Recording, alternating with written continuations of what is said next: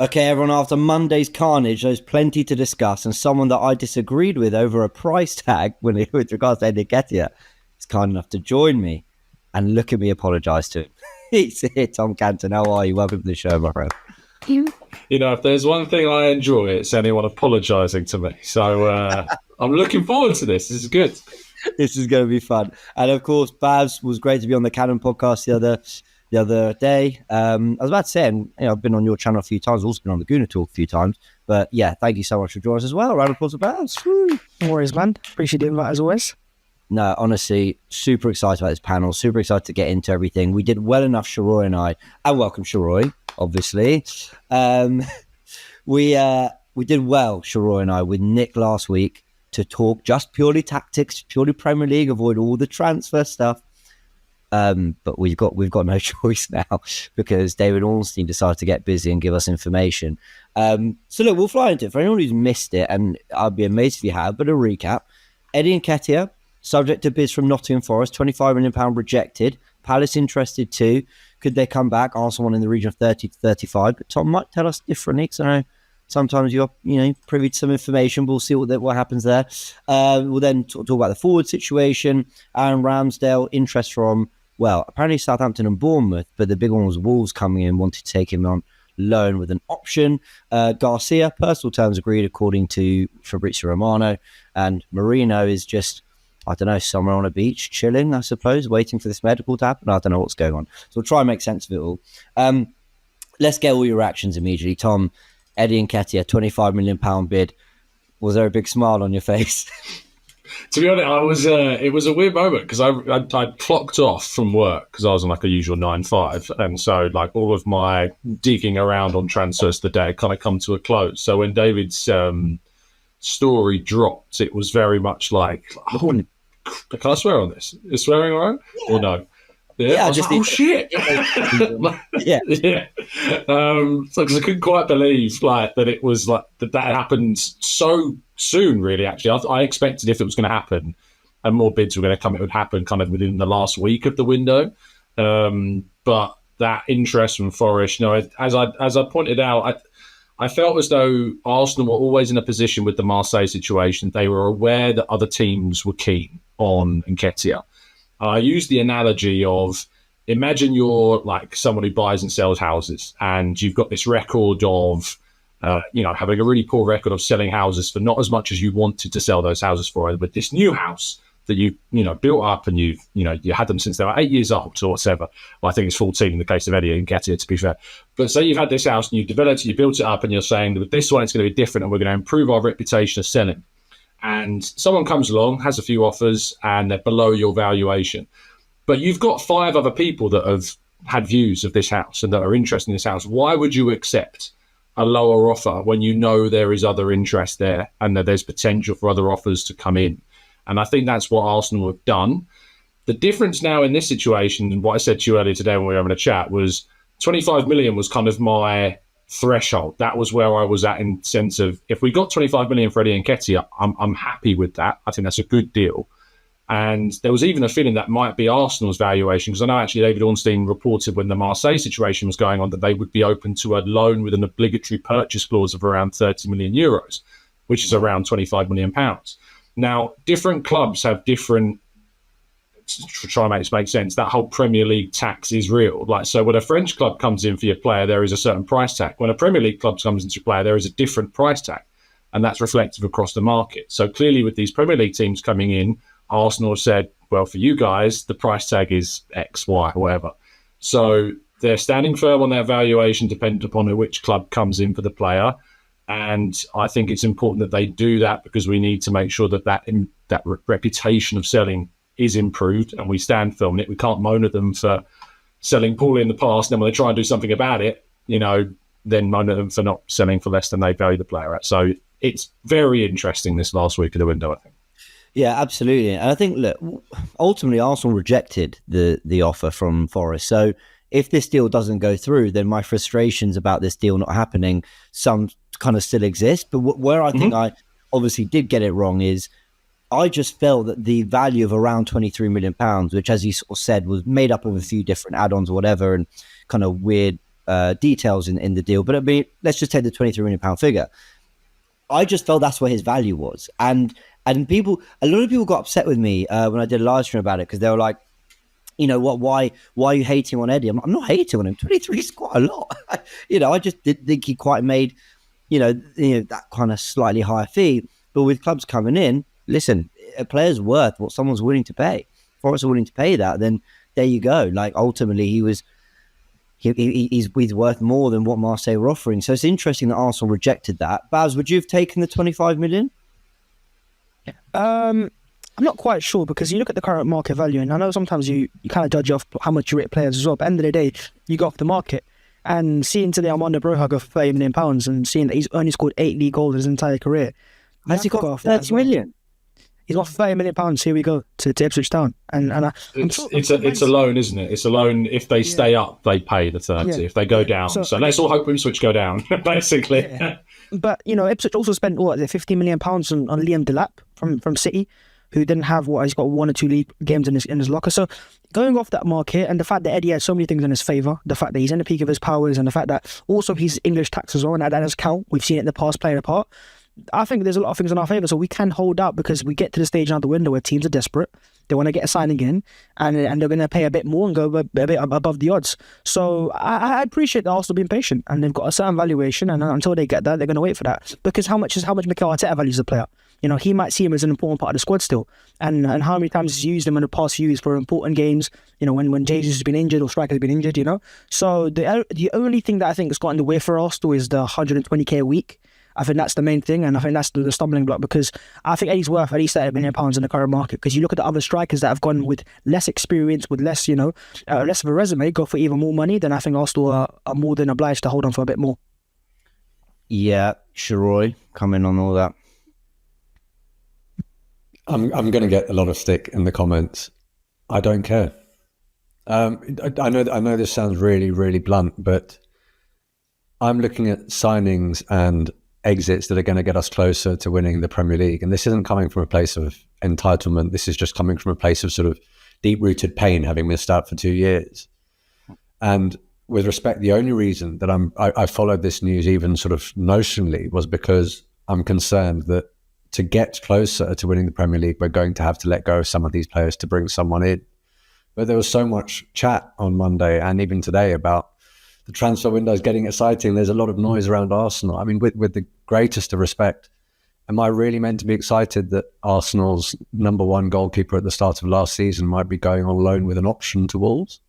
Am I really meant to be getting excited that Eddie Nketiah might be going to Forest to try and usurp Taiwo Awoniyi for the frontline position? That's not necessarily getting me excited. But when it comes to the how prudent the business is, of course, if we command a fee that is in excess of what has previously been offered, then fantastic. And when I say this, I mean no disrespect to any of the players. And in fact, I almost respect Eddie and Aaron for what I think is them really wanting these moves and trying to get Arsenal to agree to these moves, because it shows that they want to play. And I think of those two, when you take them with Reece Nelson, they're probably the two that have demonstrated that playing first-team football is actually very important to them. Aaron Ramsdale's father came out very quickly after David Raya came along and said he wasn't happy. Eddie Nketiah signed the new contract and took the 14 on, from what I understand, on the basis that he would get minutes. So credit to them.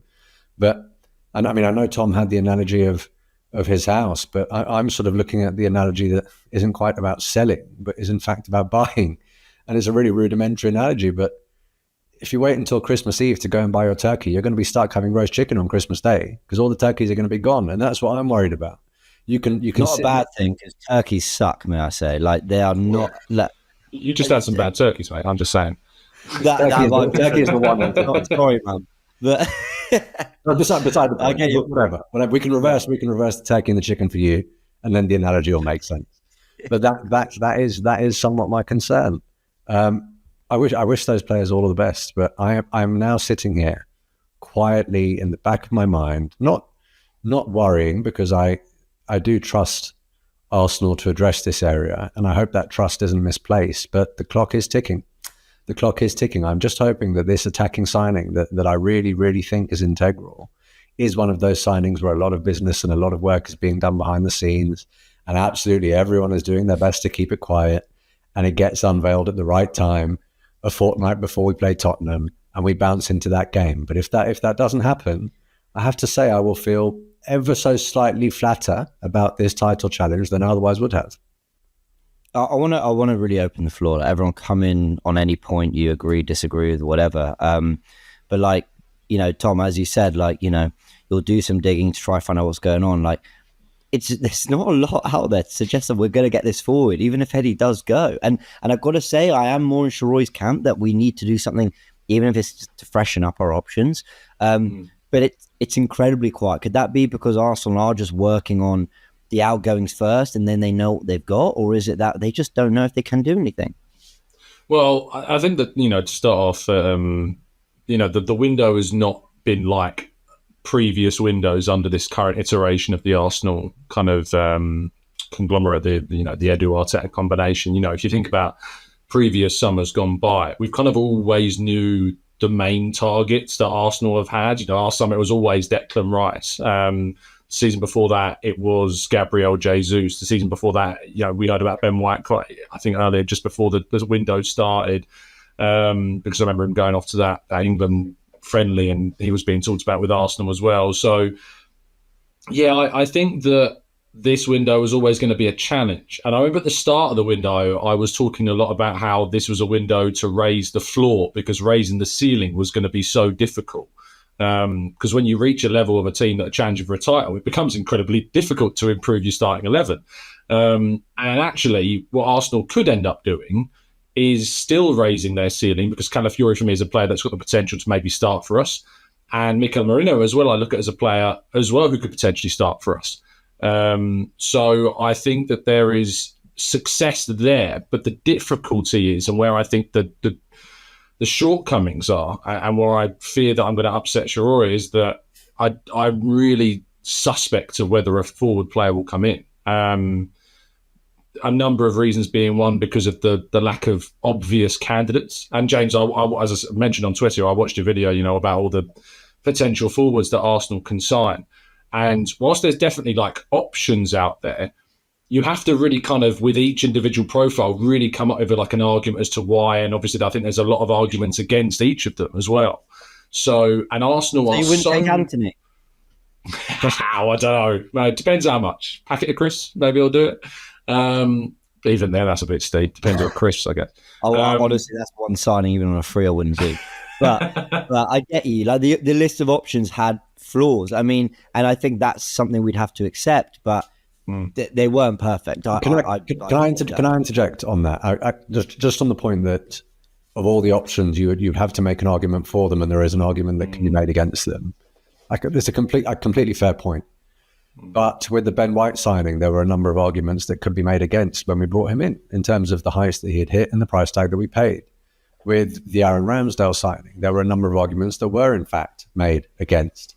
And I can name a few more where arguments were made against, but ultimately Arteta and Edu, for me, identified the right people, and they were signings that raised the ceiling. So the idea that there is an argument that could be made against ought not to be determinative in ruling out a player. And my faith in the recruitment and the notion that, I mean, I can't actually, I might be proven wrong here. Someone jump in if I am. I can't actually remember under, I'd say in the last 3 seasons of Arteta, Arsenal making a traditional panic buy. I can't really think of one. A sort of last... Maybe Tomiyasu on deadline day is the last one I can really remember. Stretch. Yeah, Jorginho felt panic buy at the time. Yeah. Sorry, I think they've always got plans. They've always got like a last case scenario, and I think that's kind of what we need in the forward line right now. Is we're not going to go and get Arsenal and Gyökeres at this point of the window because it's too late in my eyes. And so, would I rather see Arsenal do something than nothing? Than I see something in it, and whether it's a loan with the option to buy or just a one-season loan for Kingsley Coman or anyone like that, does that improve us from Reece Nelson? Yes. Would that give us pace that we need? Yes. Is that worth the season-long loan? Yes. So, I have a feeling, just the feeling itself, that we will probably maybe make a loan move for a forward in the final few weeks to just give us the extra few percentage. But also, I'm still fairly confident with the series regardless, because, you know, we talked about Arsenal needing to improve from last year. I think Moreno helps our left-hand side massively. And how that can increase our goal output is Martinelli. If you can platform him like he did in 22-23, then we can add maybe 10, 15 more goals to the team that we had in that year before. And then, you know, with the Calafiori coming in and Timber as well. If we play like we played in the second half of last year, with Havertz up front as well, we didn't play it in the first half of the year, we're going to have more points regardless. So I think with more stability and continuity as well, we can't forget how important that is. I remember the year that Klopp won the title in 1920, they just signed Adrian that window. Free transfer, that was about it.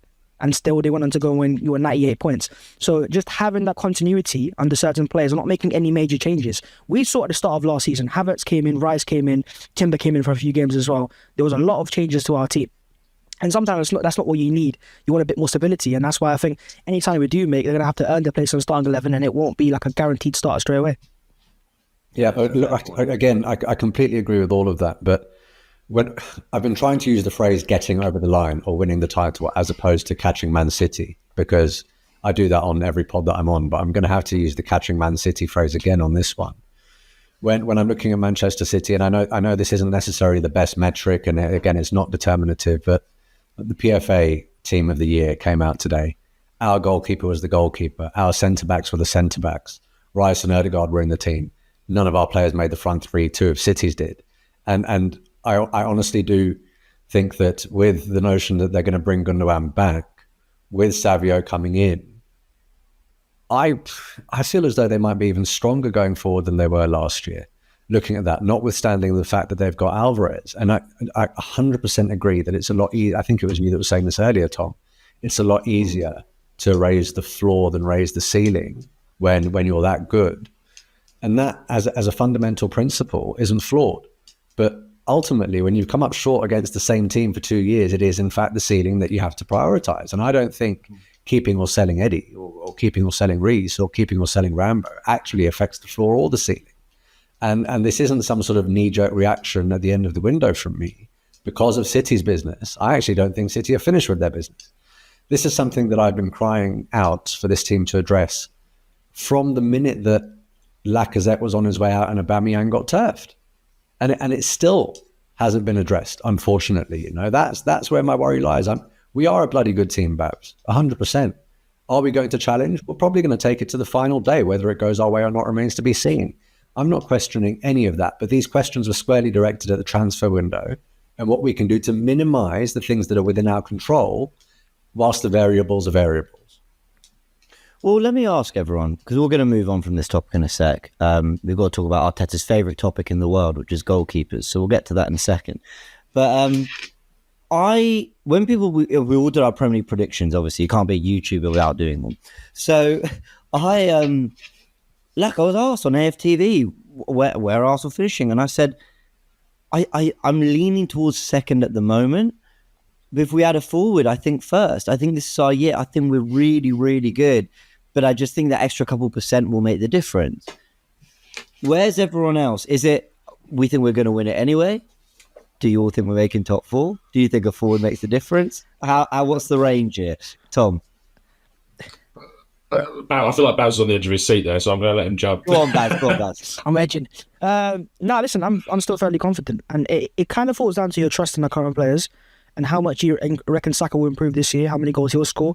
If Martinelli is going to come back and score more goals, Trossard off the bench as well. The role of Gabriel Jesus, he had a lot of months out injured last year. Thomas Partey being fit for 15 games. If you can give us 15 quality games, there's another signing there and there. But also Kai Havertz. How many goals do you think Havertz is going to score? Because Havertz last year scored 13 league goals, and half the year he had no confidence, was adapting to the side, playing in midfield. If we can get a year of Havertz playing up front or even playing in the team in a more confident role, that could add maybe another 5-10 goals to that. And if he could be our top scorer this season, with Saka scoring more goals I expect as well, and Ødegaard finding a role, because let's not forget, start of last season, first 3-4 months, Ødegaard was still adapting to a new role. He's playing too high when he's dropping deeper. Those things are all in place now. So I'm very confident with our fundamentals from the end of last season and how we played and how our team was and how we're set up with Havertz up front. So with that, I'm still confident we win the league title this year. Okay. I'm less confident than Babs, and I wish I had the same optimism. And I usually am forever the optimist on this. I just look at City as being just this kind of monotonous juggernaut of a side that I struggle to get past their experience and just how regular and mechanical it can be to win the title. And to be honest, for the record, I don't think there's a single realistic forward signing we could have made this summer that would have made me tilt that the other way. I just think the market was that sparse this summer. And I think that while that is true, and building on Shaw's point from before about City's forward line potentially being even better this season, ours is too already from the off based on what we already have. Because at the start of last season, Havertz's situation was very much in flux. He'd just come into the side, he was transitioning, he was being used as maybe a midfielder, not maybe, he was definitely being used as a midfielder at the time.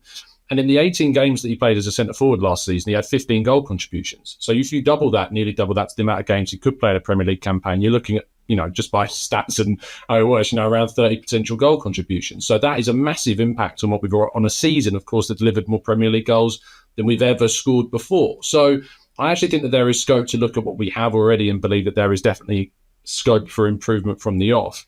But I would suggest that if we don't add that forward between now and the end of the window, whether that's, because of the lack of the sale of Eddie or a lack of Reece going or whatever, I do think that you could quantify that window as a failure because you've not addressed particularly Bukayo Saka's position and the depth that's not there for Bukayo Saka in particular as something that was a major necessity for me when I assessed the window at the beginning of, June. So I think that while I'm optimistic, and whenever anyone asks me who do I think will win the league, I say Arsenal out of optimism more than anything. But if I'm really, pressed on it, I still lean with my head screwed on towards City.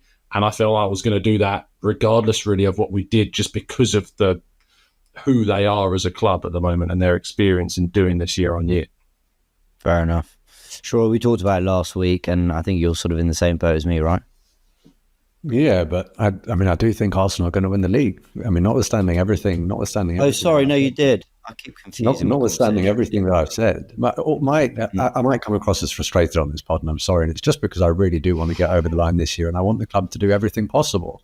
I don't want to look back at a window and say there was a little bit more than we could have done. But all of the points that Babs raises about Havertz actually having a settled position, players having definitive roles, exactly what Tom was saying about Havertz's performance second half of the season and how that could affect things. But all of those things are certainly reasons as to why I am slightly more confident.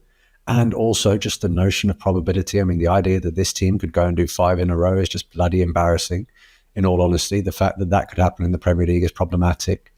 And maybe I'm just a sucker for the sound bites, but Arteta did come out and give that interview about the players' dinner on the last day of last season, when all of the players were coming up to him of their own volition and saying, we're not letting that happen next year. We are going to do it.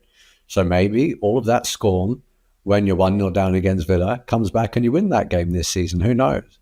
But yeah, I've been optimistic before and been let down, Yeah, fair enough. Well, we're all feeling positive about the season. Let's see what happens in the remaining 9, 10, 11, whatever it is, days of the transfer window. Let's get from everyone, I should want 2 words. And the question is, Eddie Nketiah, is he going to leave? I want a yes or no, and then a final price tag. Babs? Yes, £30 million. Tom? Yes, just under £30 million. Troy? Yes, £27.5 million. So I'm actually with so much science. I think so much science here, right? I think yes, and about 27 million will do it. If he gets near at this point. What's that? We might be able to afford Dan Bentley with the extra £2 million.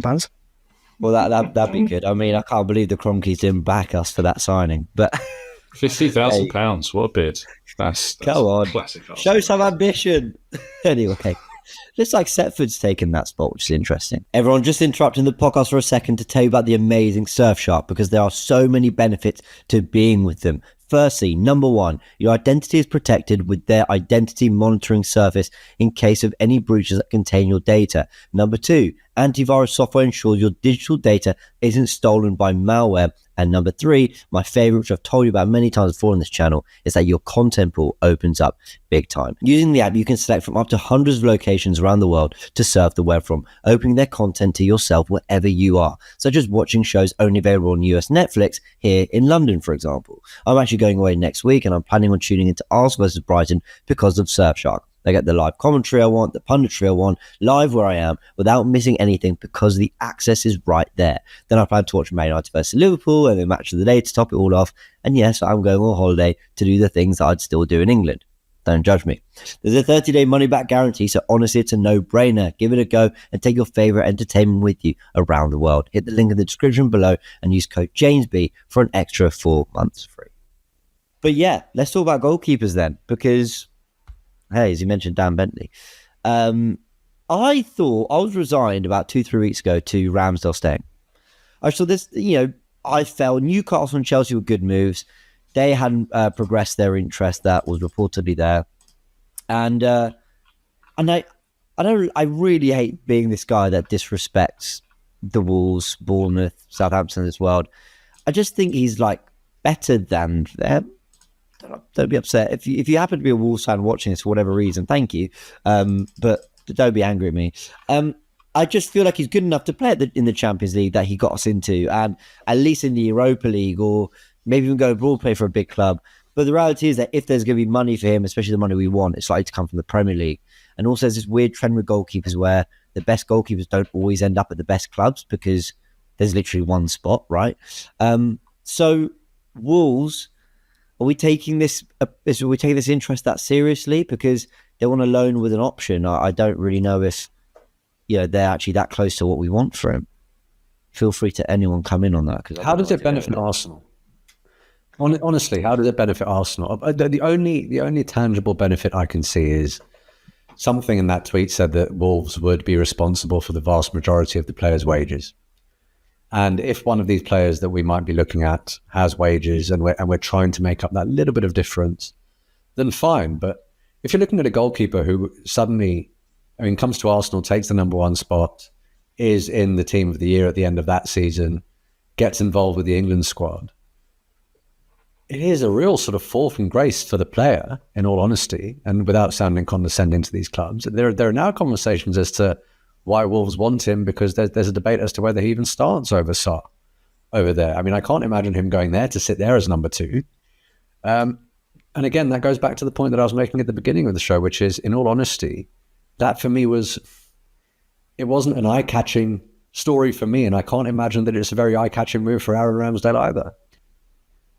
I think the biggest thing for Ramsdale has been that view of the next step for him, that next step. What does he go to? Because he certainly, it's my understanding that at the end of last year, an approach for a lower half Premier League side was knocked back by the Ramsdale side of things, because he was conscious about what next step was going to happen. I think that's also a reason why this saga has gone on so long this summer, because the club that he might be interested in moving to just hasn't materialised, because most of the clubs that he would be interested in already have established starting goalkeepers, which makes it very difficult.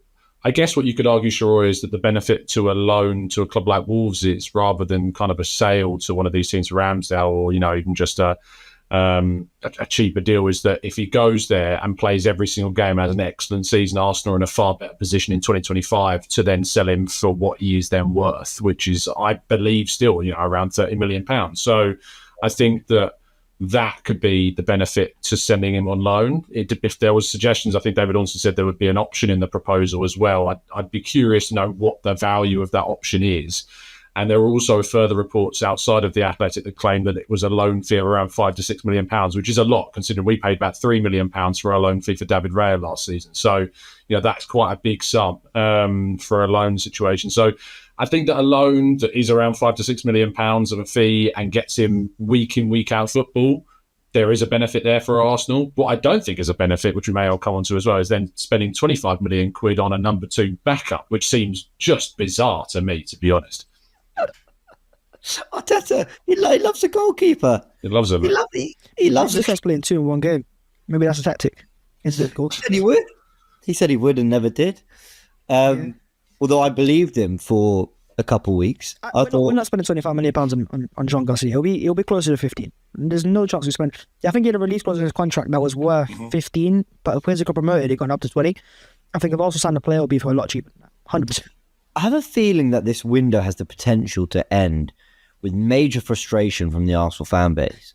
But on the flip side, When is it? Take that is. yeah, well, End of frustration. well, that's every week, isn't it? But like on the flip side, it could also end with, Edu with a cigar over his barbecue, sort of looking at us all going, what were you all panicking about? And what I mean by that is, Eddie goes for 30 million. He's laughing at me and others who said it should be, £20 million deal. He brings in a forward that maybe they lined up ages ago that we just don't know about, who suddenly were like, wow, we got him? Okay, brilliant. A Rafinha, I don't know. Marino comes in at £22 million when all the reports are saying Sociedad won 30 to 35 and he's sort of laughing. And then we've got Calafiori, we strengthen the left back. And these reports, that Garcia's going for, that they won, £25 million. We're actually going to get him for 12.5 and Ramsdale's going to go on a loan with an obligation of 25 as well. Like, I have a feeling that all these things actually sound quite plausible. And at the end of it, he sat there going, what was that quote that did the rounds on socials? I don't know how true it was, but that quote where he said to a fan, You won't be disappointed in the end. yeah, be patient, you won't. I really don't know what you. There's no need to buy into that. I really think that's such a left field cut out. Well, I also never saw sports. I never saw source for that quote. I don't know. Do you know who it came from? You know that guy at the Emirates that does the scores when we score a goal with like 2, 3. Remember the Score guy. I don't know Score guy, right? That's who you That's what it was. Yeah. Score From him, really? He claims Eddie walked past him in the stadium and we shouted it. So I bet it's he's laughing. incredibly He's reliable head- first-hand evidence then, yeah? I'm just saying, it wouldn't be surprising to me if at the end, that is how it's panned out. That, Arsenal have played a blinder this window.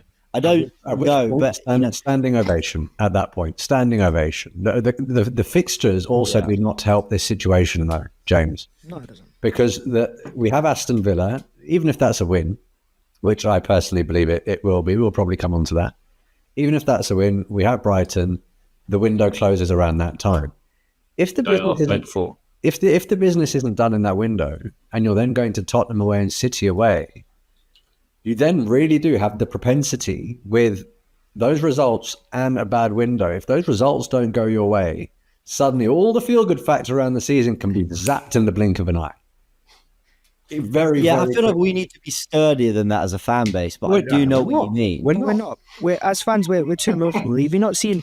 If we get an offer on for a report, take it. That's why we don't negotiate. We're too emotional. And I hope that Eddie Gaspar is a lot more stoic and he doesn't show his cards straight away. And that's how Arsenal operate this entire window. Calafiori, sign him right now, get him done right now, show the ambition. But it's different when you're actually on that table and you've got the money and you've got a certain budget to spend. And we've got the deal down to a very good amount, £34 million for a player that was a start of the Euros, start of the Serie A last year. And it'll be the same with Moreno as well, and same with Eddie when he goes in my eyes. So as fans, we always panic. We've seen it year after year. Every window we always miss out on the one player we wanted, and very rarely are we very happy with our windows. So for me, it's not a surprise, and I'm more confident in the games and stuff. And look, if we sign a forward and we sign Marino as well tomorrow, they're not going to start against Villa, and they won't start against Spurs. They'll take time to bed in as well. So we have to trust the team right now and hope that they've got a player they want to sign. If he's not available, they're going to wait. Declan Rice is a player they wanted for a long time, but they waited until he was actually available and then spend the money. For what it's worth, I mean, while I have this kind of expectation of Arsenal to go and do something in terms of recruitment in the forward areas, and of course this Marino thing needs to go over the line, I will stress that I'm not blaming transfers or Edu if we don't pick up the results that we should, before this international break. I really think there's enough there. The players are fit.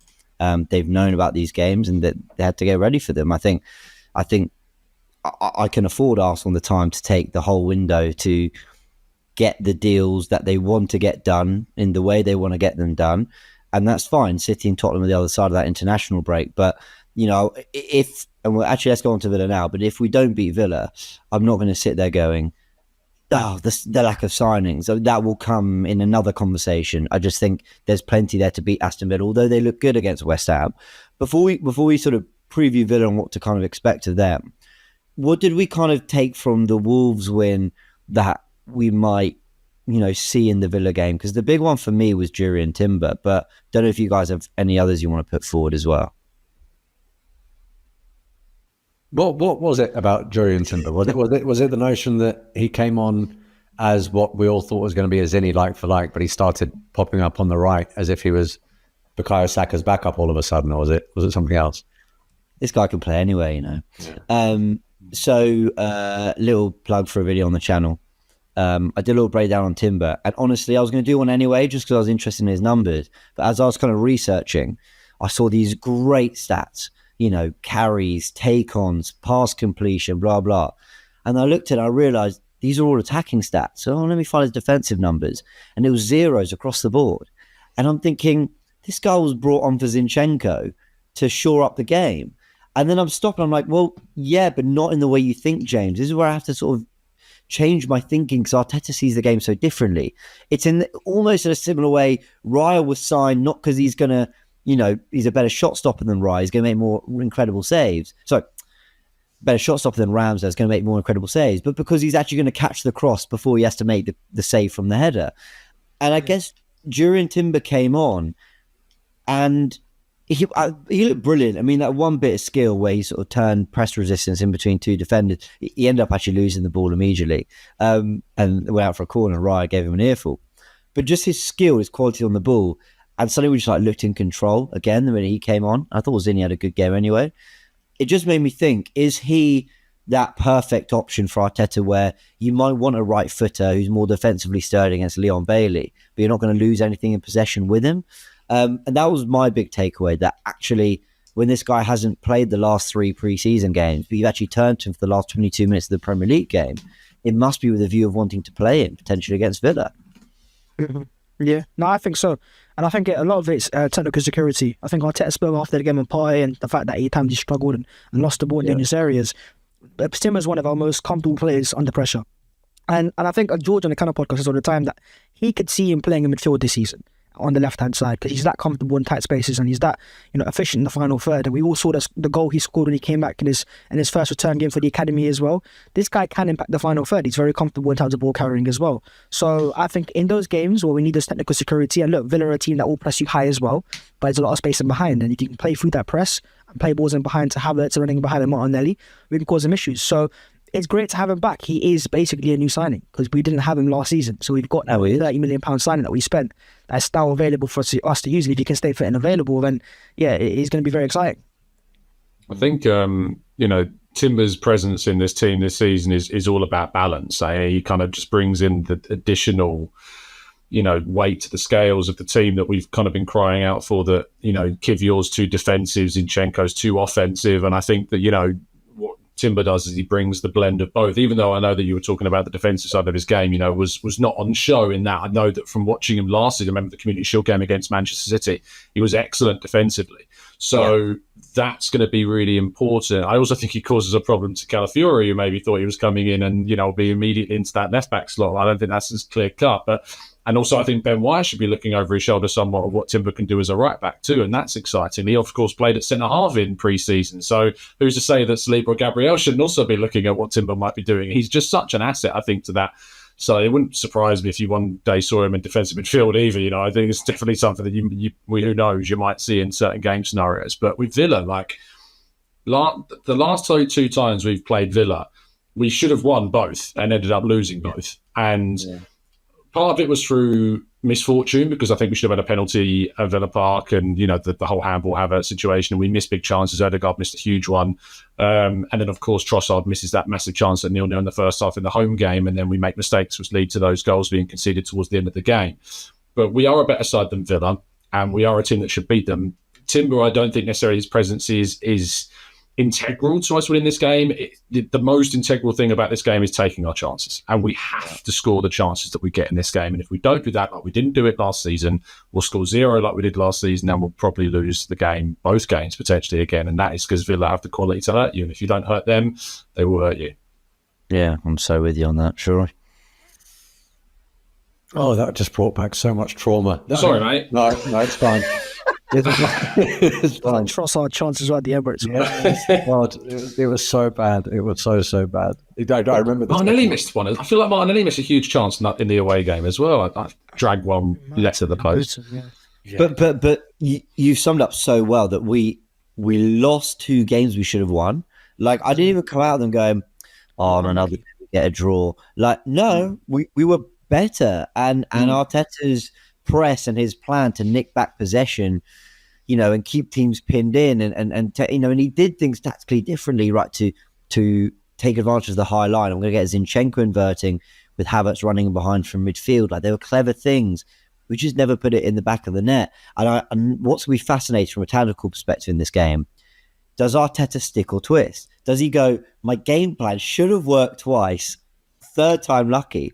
Or does he go, no, there's clearly something that isn't right, and I'm going to have to throw a different problem at them? This is really what I wanted to come on to, actually, is attack the best form of defence against Villa? And my idea is actually no. I think that Unai Emery loves chaos. I think that Unai Emery wants it to be end-to-end. I think he wants us to go there and think we can batter them. Because having watched them, I know it was only against West Ham, but they do look, if this is possible, they look even more direct than they did last year with Amadou Onana in there. And they had the luxury of taking off Ollie Watkins on the 60th minute, and they bring on Duran, who has 2 chances. The first one just goes wide. The second one's in the back of the net. What Arteta was saying in that Sky Sports interview he did before the first game of the season, he was, I think this goes to your point about whether he wants his game plan to work, because it should have worked last time. When he was asked where he wants this team to go, he could have said anything, but he said, I want this team to be at such a level where even when it's not our day, we're good enough to win against the vast majority of Premier League opposition. For me, that's kind of like what the Wolves game was. The Wolves game, we weren't at our imperious best, but we had 2 players, arguably 3, in David Raya, Bukayo Saka, and maybe Kai Havertz, who changed the game state at crucial moments. One with a save, one with a goal when Wolves were in the ascendancy, and Havertz perhaps with the first goal, although I think that wasn't actually against the run of play, which is why I don't put him in the game state bracket. But looking at Villa, I think if you want to be at the sort of level where even if you're not at your imperious best, you can win the game, I think you have to nullify them, and you have to take the sting out of that. And that's why, for me, there's a big conversation to be had around Zinchenko, quite aside from the fact that I think he was good against Wolves. I just don't think he's the man to be going up against Leon Bailey, for example. And this has proven to be unpopular. I mentioned it in a video on my channel. Is this a game for Jorginho?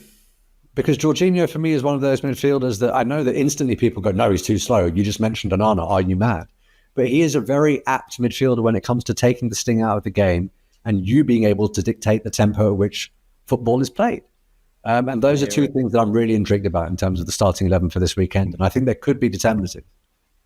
I think also like Jorginho's game against Liverpool at home last season was really indicative of that, and they won man of the match for that game. And I think that type of performance is going to be lethal. I think the other area is also left wing, because everything about Martinelli's performance against Wolves screamed to me, I want Trossard to start the next game. But if you're going to Villa and you're playing to be more absorbing, you want Martinelli in behind. You want him being on the end. And I was so in my mind set on this, and I was talking to my colleague Kai Karnak about this on our show on Monday. And I was still going into that show thinking, yeah, I'm going to say I want Trossard in my team and I want him there because I know finishing is going to be really important. And I think he's the best finisher in the team. So I want clearly the best players who can score goals on the pitch. But Villa is probably the perfect place to play Martinelli because you get those balls. And I remember last season he was wasteful, but he had a lot of chances getting in behind. He really made, I think it was Cash who started that game from memory last time. And if it's not Cash, it'll be Konza. But Cash started their first game this season. He really caused problems down that left-hand side. So yeah, there's 3 areas, isn't there? And ironically, a lot of them all skew maybe towards slightly to the left as well, even with Jorginho in the middle. So that's going to be interesting. But I completely agree with that Martinelli point, because it's interesting. It's interesting you mentioned Liverpool when we were talking about Jorginho, because for me, one of the most memorable Martinelli performances was in fact Liverpool at the Emirates. And he was the man on the shoulder, and he was the man who ultimately gets the goal that puts us in the lead. And the reason he worked so well in that game is because Liverpool, I'm not saying they have the exact same playing style as Villa, but they are a team that will give you that space in behind because they do want to dominate, right? And that is the perfect situation for Martinelli to be playing in. He gives you that outball if you are going to be absorbing pressure in a way that ultimately no other Arsenal player does. We don't have that raw pace anywhere else in the team. He is the only exponent. Havertz is going to be very important as well. I think in both the games last year, he was playing midfield. And we know up front he's a different player. And so also the way he impacts our team with the natural combination of Saka, I think it also allows Odegaard to drift over to the left-hand side to find Martinelli. And it gives our team a very nice balance as well. So we've got options in this game. And if it's not working out and the game is tight as well, and Villa will make it tight, Jay just come off the bench, Trossard come off the bench, maybe a Timber or a Calafiori as well. And I think with that there, we've got more than enough strength to go and beat Villa. And I also think the players will want to beat Villa as well massively because of last year. They won't forget that. Watkins running over, celebrating as they clinched the game or the game at Villa Park either, because it was kind of well against in terms of decisions as well. So I think the players will have vengeance on their mind as well. And with Kai up top and Bukayo in great form as well, I think we'll go with smashing them out of the park. And also he'll be on the bench, James, is Nketiah Latest, who wasn't there last time. So Yeah, it isn't. Yeah, I forgot about that. That's a good point. Yeah, I'd love some Villa revenge, but I mean, they are a good side and it is going to be difficult. I actually agree. I think Kai Havertz could be really important in this because you're right, last year against we're in midfield and we saw where his high press is reading the game. I know it doesn't make comps. I know it's not like fancy and exciting to talk about. His ability to read when to intercept, when to press, when to nick the ball back, and his positioning in midfield to make sure we don't get played through is unbelievable. So I do see why Arteta sometimes almost have like an off-the-ball base that he really trusts. I do see why that Havertz is his go-to sometimes for that. But I just feel when you're talking about creative quality and flair in possession and impacting the game in the pockets and chance creation, Havertz falls short massively. When you move him up front, he's on the end of moves. I love those little darting runs he makes that Odegaard reads. I love those runs to the front post or back post when there's a cross coming from Martinelli or Saka. And I like the way he actually does stretch the game. I mean, I think in the Wolves game, we start to see that bit of pace when he was taking it beyond defenders. He was running the channels. He was actually stretching the game in a way Wolves might not have wanted because he was sort of using his physicality and his pace to do so. If he can give, Villa centre-backs a rough game like he's done to Konate and Van Dijk before, he can bring the likes of Martinelli and Saka into the game a little bit more. I think he gives us like a good striker that holds up the ball and is doing their job. They get you camped in that final third. And I'd love to see him do that a little bit so we can play our football because I think we've got enough to open up Villa. I've never felt they're a defensively brilliant team. I just feel that sometimes when the game is a little bit end-to-end, we start playing their game and we panic and we go, oh, there's space behind, go. Oh, we overcooked it. Oh, there's space behind, go. Oh, actually, that wasn't really the right option. 2 more passes and we would have been in a bit better. And there's little things like that I'm worried we'll get sucked into their game a little bit. Is anyone here changing the lineup? Is anyone here changing the lineup for this Villa game? And if so, yeah, I would throw in Jorginho personally. I would. I would for Timber as well. As James said, look, Villa are all about chaos, and Partey is fantastic, but he's very high risk, high reward. And if he gives the ball away in a few difficult areas, we could be in trouble, And maybe look, if the game needs it, and it's 1-1 or it's 0-0, then Partey off the bench is amazing. But I think with more control in mind, I think Jorginho starting next to Rice, and having that there with next to Martinelli on the front three as well, and Havertz there, I think is more than enough to cause issues in behind. Yeah, I'm with that. I'd start Jorginho, but I would. Did you say Timber as well, Tom? Yeah, definitely.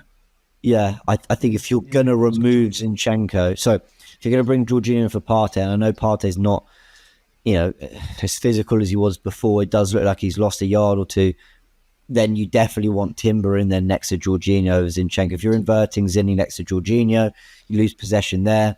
That's a lot on the last 3 defenders in White, Saliba and Gabriel to clean up. Timber, I think you've got a little bit more recovery pace there. I'd also like Rice not to be miles away from the game. I think in pre-season, but mainly in the Wolves game, he was playing so much in that left pocket, left channel. And I get it, he was taking players away from him and we were still building up well. But he was so far from the action. I don't think he's like Andrea Pirlo on the ball in terms of build-up or whatever. But I do think just having him a little bit closer to Jorginho where they can sort of build out together, but also so that Villa don't get away. If they nick the ball, well, we kind of nick it back. We've got someone to scrap in there a little bit. So, yeah, Timber and Jorginho are good shouts, but I wouldn't do anything up front, and I would go with Martinelli, like you said, Tom. This is what's, for me, so exciting about Mikel Merino's potential arrival in this team, because when Rice, I think, eventually moves back to that number 6 slot and where you can use Merino in the left centre midfielder position, he adds, I guess, ironically, kind of similar to Timber, as I was talking about with balance. I think Moreno brings the best world best of both worlds of kind of offensive third with how much he gets into the box and, you know, how he can be an aerial threat for set pieces and stuff. And to a lesser degree, create some chances, but he's more of a goal scorer, I think, than a creator as a midfielder.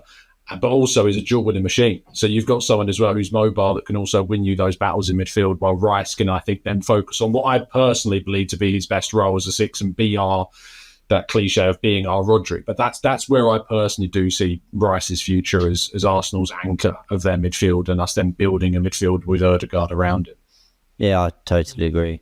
I'm going to do the really annoying thing of asking on a Tuesday night, a good 5 days before the actual game, what our predictions are, with very little context and knowledge as to how the team's looking ahead. But go on, Sharoy. What if you're going to start a score prediction? I don't even mean like a 2-1 or a 3-1, but like, do you think we're going to win? I'll give you a number. I had to do it on my channel anyway. It was 1-0 to the Arsenal, and that was based upon me saying that I want Jorginho and Timber in. And a lot of people in the comments, you know, felt as though I had some sort of malfunction by saying that. But that is honestly what I think is the most prudent course of action. I think we go there and completely try and ruin the occasion for them on their first home game of the season, Saturday at 5:30, when half of their fans have had the full day to spend in the pub and get riled up. I think we go there and completely take the sting out of it and nick it. I'd love that. I've gone for 1-0. And I also think there's going to be periods of ugly football from Arsenal. I think we will sit Campton a half. I think we will get into a deep block. I think we will try and frustrate them and say, go on, take the game to us, which, like you said, I don't think is what Emery would want. But Baz, what about you? Where are you leaning with a prediction? Yeah, I think with that pragmatic approach that I expect as well, I think in these first 4 games we have next, you know, Brighton and Villa and Spurs and City, I think Mikel wants results, because he knows how important that is. You know, style of play will come and we know we can do that. And I think because of that pragmatic style, we saw it against Spurs last year as well. He's not scared to change his ways. And so I think we can catch him on a counter-attack and we can be more defensively solid anyway. So I'm going to say, I still think Villa will score, but I'll say 3-1 Arsenal. Oh, wow. Fair enough. I'd love that result, Tom. Yeah, I don't know what it is. I just still have this weird feeling we're still going to try and dominate this game, and just play as sometimes we do and ignore who the opposition are. And sometimes we do that. And if it works, it looks like an absolute masterstroke. And when it doesn't, you know, it's primed for utter scrutiny, and quite rightly as well. You know, I remember the Man City game last season, we really did, play 6 at the back at times against City, and then, you know, rolled out of a 0-0 from their happy days. But yeah, I don't know. There's also, I think Emery is in Arteta's head a lot. And there is something, I think, that maybe he takes the bait again and tries to outmanage Emery. And in some ways, by doing that, by trying to in some ways dominate them and show that, no, this is Arsenal. And, you know, there's a difference between you and us. And I worry that happens because, again, it could end up being a bit of a, if we don't take our chances, a ruining of another game. So, but I will be the optimistic and say 2-1 to Arsenal. Okay, there we go. Predictions. I know I've given Sharoy palpitations throughout this podcast, and I apologise for that. No, it's fine. I mean, when you're talking about Emery being in Arteta's head and how that could impact the game, I agree. But I also feel as though Pep is in Arteta's head as well. And when we went to the Etihad last year, we went there and we set up to play anti-football ultimately at good parts of that game, right? I mean, we went there looking for a 1-0. We're going to shaft you on the break. And that was, you know, he didn't let Pep get into his head and he didn't try and dominate there. And I do hope that level of pragmatism translates into this season. But Jaimito, you're not getting away without a prediction, my friend. Me? Oh, 1-0. Right? Sorry. Yeah, I think you did say 1-0 earlier. I'm pretty sure. Yeah, I'm 1-0 as well. You 1-0? Yeah. 1-0. I think you repeated 1-0. So I've also never been called that before. That's your name, bro. I was going to say, who's Hey Mito? Jaimito, my tactico, bro. That's you. Okay, wow, I'll take that. Fair enough. There we go. Might have to rename the channel. But yeah, there we go. The predictions are in, everyone. What's that? The Hey Mitoverse. I'm not sure anyone is subscribing to that. Imagine. It's probably a good opportunity to tell you all. I mean, Spanish good as mate. Huh? Spanish good as mate. So, I mean, Maybe. Everyone, go subscribe to the amazing Gooner Talk live every morning as well, and doing plenty of content. Tom, tell them about it really quickly. They'll all know. They'll all be subscribed anyway, but I feel like it's courtesy to tell them all anyway. Oh, I appreciate it, man. Yeah. We're live every morning at 8 a.m. I'm actually going to be missing the second half of this game, which sucks. It's our anniversary week. I'm going to say it's quiet because she's down, so she'll hear me. It's our anniversary weekend this weekend, and we've had this meal. We're going away for the weekend, and we've had this meal booked for ages, and it's booked for 6:30 because originally it wasn't going to be at 5:30. And so I'm going to be able to watch the first half, and then we're going to be sitting and eating. And I've said to myself, I'm just going to put my phone away, because if I look at the game and it's not going well, it's going to ruin the meal. So I'm just going to watch the first half, put the phone away, and at the end of the hour, I'll look at my phone again and see what the score is, and then obviously watch it when I get back into the hotel room. But you are a bigger man than me. I'd have cancelled that dinner months ago.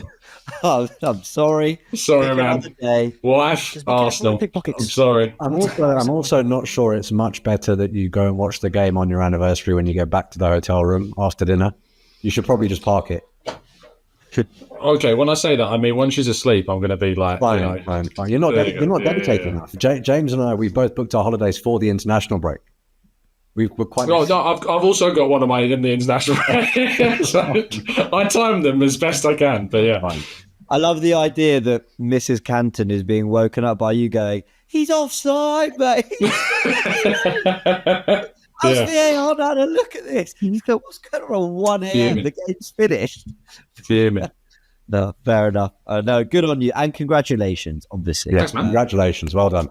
That's far more important than football. Baz 14. Everyone knows. Yep. So subscribe. And of course, you have the Canon podcast as well, doing great content there. Exactly. Yeah. So, 2 ways. 2 ways all good. And everyone will be so happy to know we have 2 episodes of Sharoy's voice, the One Mic podcast. He's uploading, people. Finally, yeah. I had a ghost channel for like 11 months. I think people actually started unsubscribing because they lost faith in me. So I thought, right, I'm going to have to get my arse into gear this season. But the response has been wonderful. So thank you so much. And apologies for those that actually did listen to the episode, because I fear I did repeat about 5 minutes of what I said last weekend on this podcast, but it fit. So I had to cross-contaminate a little bit. The job of being a content creator is actually saying the same thing 5 times in different ways. Oh, really? So, good to know. So it's all about creativity. It's all about finding a new way to make the point you made 2 days ago. Everyone, if you have from AI, well, yeah, I was going to start a whole conversation about ChatGPT, but let me not. Need to. All right, guys, you've been fantastic. Thank you. A reminder to everyone what's been going on. Eddie Nketiah, would he go to Nottingham Forest? £25 million bid rejected. Eddie might be playing a blinder. Let's see about that. Aaron Ramsdale, suitors. Ajax, of course, had a move rejected on loan. Wolves had a move rejected on loan. There's interest from Bournemouth, Southampton. Joan Garcia is ready to join with personal terms agreed. So could he be the replacement? Yes, I am turning over to a list to make sure I don't forget everything. And Arsenal face Villa this weekend, 5:30 kickoff. Of course, we'll all be reacting on our various channels and whatnot. There will be a match report after the game. I'm watching it with a dog that I'm looking after called Houdini, who's an adorable French bulldog. It's a bit of a test for my girlfriend and I, because we're thinking about getting a dog. And so this is a 4-day test. Can we handle it? So there'll be a match report featuring a dog and maybe other content featuring a dog, but we will see. Everyone, you've been fantastic. Big thank you. And see you all very soon. Come on, Arsenal. Let's make it 2 into 2. Really hope you've enjoyed another episode of the Goonerverse podcast with Arsenal fans from around the Arsenal world giving their amazing thoughts. A big thanks to our guest today. If you do want to follow this podcast on the go, you can. It's available on podcast platforms as well. Join us next week where we'll get more Arsenal fans to talk all things Arsenal. A big thank you again.